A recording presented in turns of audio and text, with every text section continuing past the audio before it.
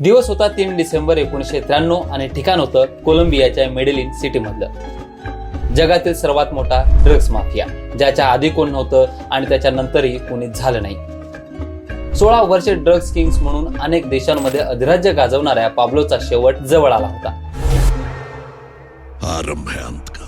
Colombian American सरकार आणि त्याचे प्रतिस्पर्धी एकत्र येऊन प्लॅन करत होते. 2 डिसेंबर 1993 चा दिवस पाब्लोने आपल्या मुलाला वाढदिवसाच्या शुभेच्छा देण्यासाठी फोन फिरवला. त्याच कॉलमुळे CIA ने पाब्लोचं लोकेशन ट्रेस केलं. मेडेलिन मधलं बॅरिओ लॉस ओलिओस मध्ये पाब्लोचं लोकेशन सापडलं. कोलंबियन आर्मी आणि अमेरिकन स्पेशल फोर्सने ऑपरेशन सुरू केलं आणि घरावर हल्ला करत बॉडीगार्डसह पाब्लोला ठार केलं. व्हायवा कोलंबिया, व्हायवा कोलंबिया म्हणत कोलंबियन आर्मीने जल्लोष सुरू केला. कोलंबिया पूर्णपणे हादरली होती.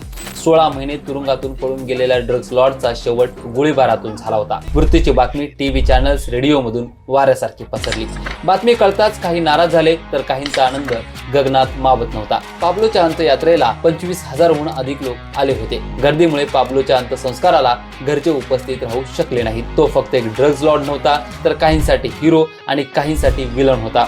आजही कोलंबियाचे अनेक लोक पाब्लोला रॉबिन हुड मानतात, तर काही जण त्याला काळा इतिहास मानतात. पाब्लो एस्कोबारने ड्रग्स मधून एवढा पैसा कमवला होता की त्या काळी जगातील सगळ्यात श्रीमंत व्यक्तींच्या यादीत पाब्लोचं नाव 7व्या क्रमांकावर होतं.